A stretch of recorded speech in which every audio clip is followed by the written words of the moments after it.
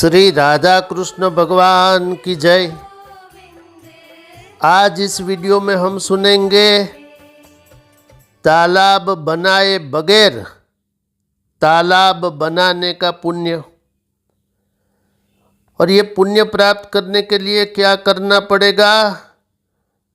शास्त्र में वर्णित ये कथा श्रद्धा पूर्वक सुनना पड़ेगा। तो दो बहुत महान पुण्य प्राप्त हो जाएंगे। पहला पुण्य, समस्त पाप नष्ट हो जाएंगे। और दूसरा पुण्य, तालाब बनाए बगैर, एक भी पैसे का खर्च किए बगैर, जरा भी अधिक परिश्रम किए बगैर तालाब बनवाने का पुण्य। तो ये बहुत महान पुण्य है दोनों। इसलिए जिन्होंने प्रथम 4 भाग न देखे न सुने इस श्रृंखला के, कृपया वो देख ले, सुन ले। अस्तु, आइए अब हम सुनेंगे यमराज ने राजा भगीरथ से कही ये कथा। इस कथा का ये 5वां और अंतिम प्रवचन। कथा सुनते हैं। शास्त्र कहता है, उसके बाद एक समय पर काली नाम के एक पक्षी ने उसको ज़्यादा खोदकर 2 हाथ जितना गहरा गड्ढा कर दिया। हे महाराज, तब से उसमें 2 महीने तक जल टिकने लगा।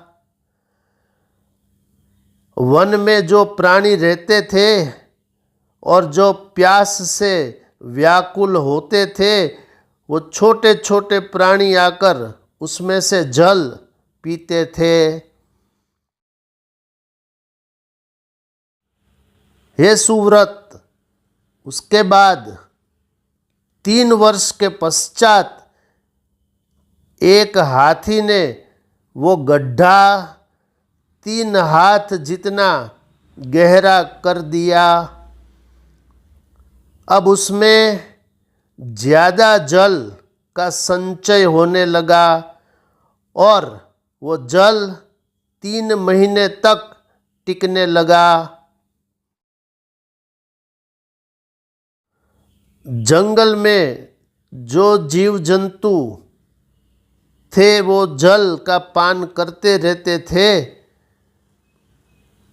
पानी जब सूख गया तब तुम आए उस स्थान पर और वहाँ 1 हाथ जितनी मिट्टी को खोदकर तुमने जल प्राप्त किया।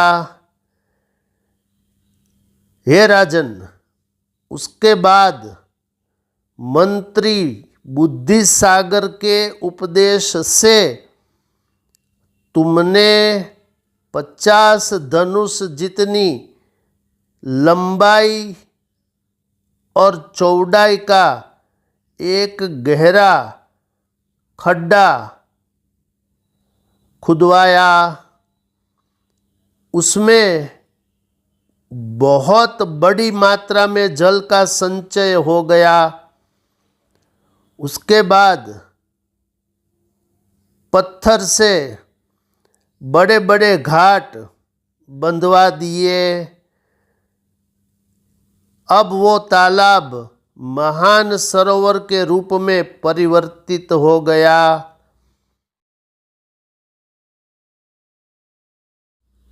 उसके किनारे मनुष्यों को आराम देने के लिए चारों ओर बड़े बड़े वृक्ष लगाए गए।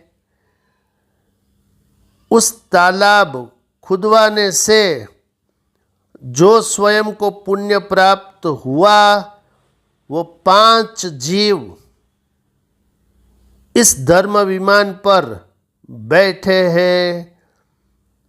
और अब तुम 6ठे मनुष्य हो, 6ठे जीवात्मा हो। तुम भी इस विमान पर चढ़ जाओ।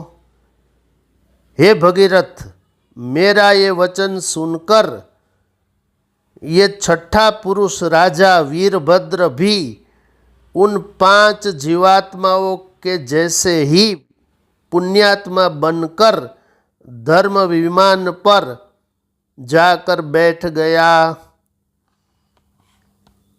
हे राजन,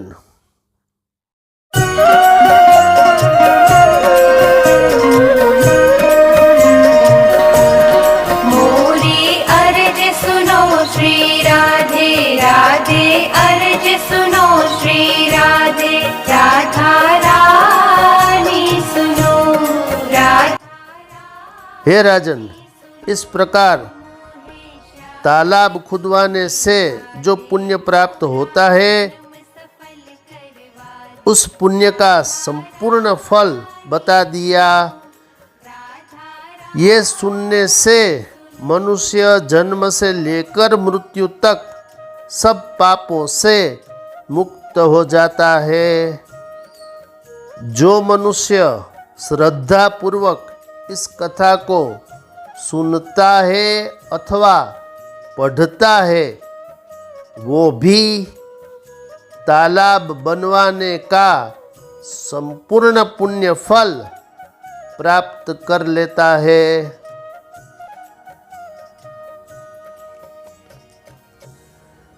अस्तु, अब यहाँ ये कथा समाप्त हुई।